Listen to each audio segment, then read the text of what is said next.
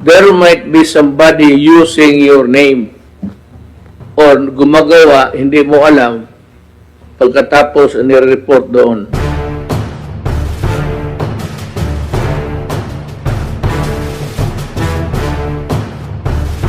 I just want to assure everybody that yung pagbasa sa pangalan ninyo is not a condemnation or an indictment that you are guilty of something. In the same manner that I would tell the people that do not take it as a gospel truth na totoo talaga to. Lumabas lang ito sa investigation ng PAC, and I said, I promise, diyan ako nakagat dyan because I said, I promise that. But I've been reading a lot of names publicly. So whether you are a congressman, a senator, or a president, kasali ka dito. And I assure you, my son is a member of Congress. Pag nandyan yung pangalan niya, I will read it. I will read it. Wala ako dito. I can assure you. Baski piso, if there is any person, magsabi lang siya, naghingi ako ng piso, o 5 centimos, and he will stand up and accuse me, and if it's true, I will resign. I will step down as president. In the same manner, yung mga relatives ko, and my son is there, pag nabasa yung, nandyan yung pangalan niya, I assure you, I will, total anyway, after this, pwede mo yung basahin. Hanapin ninyo kung nandyan. And that will be the rule of the day. No sacred cows. This is not to destroy you, but be careful because you might, it works both ways. There might be somebody using your name or gumagawa, hindi mo alam, pagkatapos nire-report doon. Basahin ko na lang. Kasi yung iba, hindi na magkain yan, mag-uwi na lang. Sige, basahin mo lang, kaya mag-uwi na kami, hindi na kami magkain. This is not, walang ebidensya to. Walang ebidensya. Congressman Josephine Ramirez Sato of Occidental Mindoro alleged ghost projects in her district. Her alleged bagman is the district engineer, has been staying in position for at least 10 years. Secretary Mark issued an order for the transfer of the said district engineer, but until now, it has not been implemented due to the intervention of Congressman Sato. Well, the Secretary of DPWH is listening now, maybe. Somebody should relay the message na itong si District Engineer, kung sino naman itong yawa na ito, you are relieved beginning tomorrow. If you are listening, this is nationwide. Secretary Mark Villar, kindly implement the order. Get him out of the office by tomorrow, noon time. Former Congressman Teodoro Teddy Bagilat Jr., Ifugao, Lone District, allegedly receiving kickbacks from contractors for construction projects located within Ifugao in connivance with former district engineer Lorna Ricardo. Ricardo has been removed from her post due to the expose made by Commissioner Greco Belica regarding the involvement de Ricardo in corruption activities being perpetrated in your province. Now, District Engineer Ricardo, you have been assigned in Davao City for the longest time. meron ka ng beach house, meron ka ng lahat. Sa Davao, you stayed there for the longest time because of the congressman also. You are to report tomorrow to the office of the secretary. You are relieved. Ayaw kayo magpa-relieve, then I am ordering you. I'm ordering the relief of secretary sa Congressman Alfredo Paulo Vargas, 5th District of Quezon City, allegedly demands for one-time enrollment fee amounting 1 million in addition to the 10 and 12% SOP before the project can be awarded to the contractor.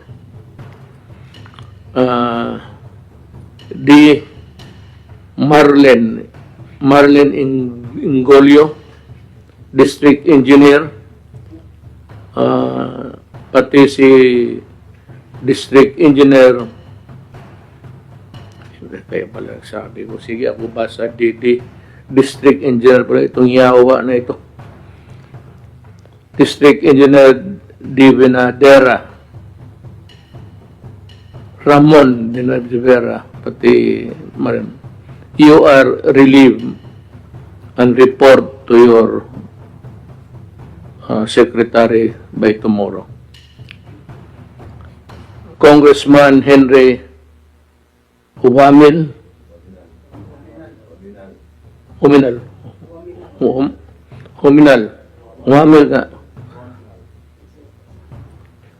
allegedly own a construction company, HSO Construction Corporation, its name, and has several construction projects in Misamis Occidental.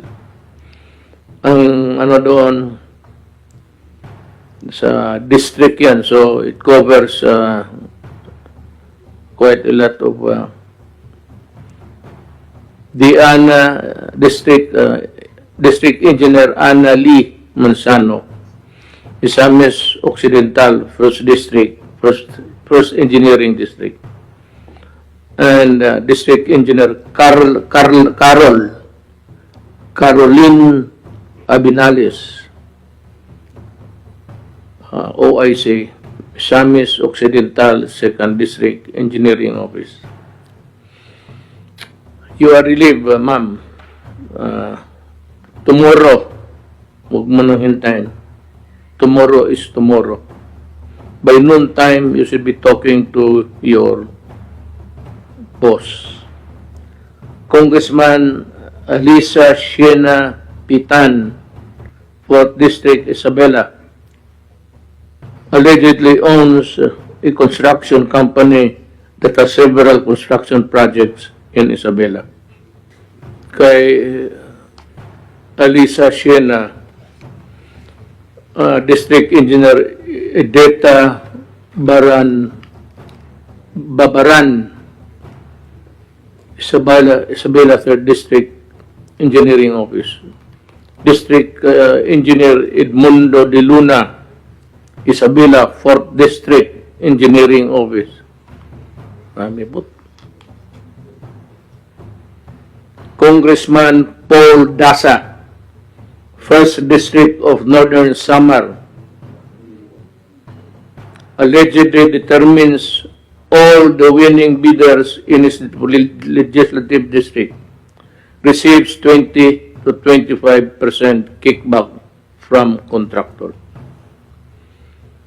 Congressman Angelina Helen Tan, anomalous National Road Project in Quezon Province, a newly constructed road. Ang layo kasi ito. The newly constructed road that has not been open for public use was already broken at the onset of storm. It looks like beyond repair.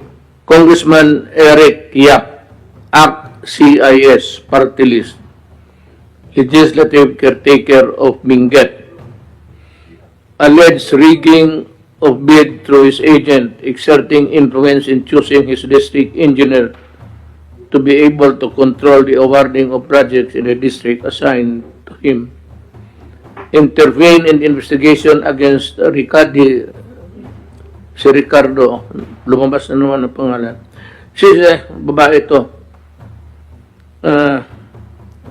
She's already a millionaire. Ricardo by calling up Commissioner Greco and requesting him to drop the case against District Engineer Ricardo. Alam mo, by just mere calling, that simple call can send you to jail. Ano yan eh? Punishable by Republic Act 3019, Anti-Graft Law. District Engineer Ireneo Galato, Benguet, 1st District Engineering Office. District Engineer Romelda A. Bagasan, Benguet Engineering Office.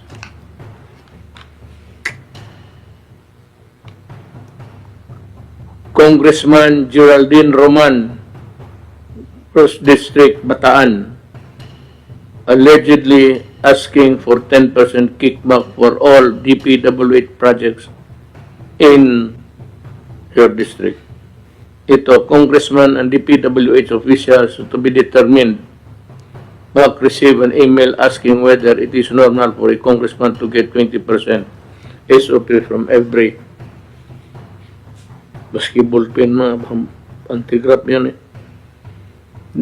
Dito, DPWH, ghost projects involving construction of bridges in Camarines Norte. Now, itong mga engineer na I mentioned, just for good measure, just the same, I do not condemn you. I give you the presumption of innocence, just like the congressman. It so happens that your name was cropped up during an investigation. Lahat ng... No, I would like to ask Secretary Villar to give me the list of all district engineers and the districts they are assigned all over the country. I will reorganize the assignments. Ikotin ko kayong lahat. Kayo yung meron talagang kahit ito si Ricardo, I'll assign you to Basilan kasi pinaputok ng IIED yung mga sundalo ko doon, nasisira yung daan. Itong pangalan, it is a invalidation. And that, ma-validate ko itong si Ricardo. May beach house ito, mansion, malaki. Lala mo yan, bot? Igsuon man yan iguan. Susobrado.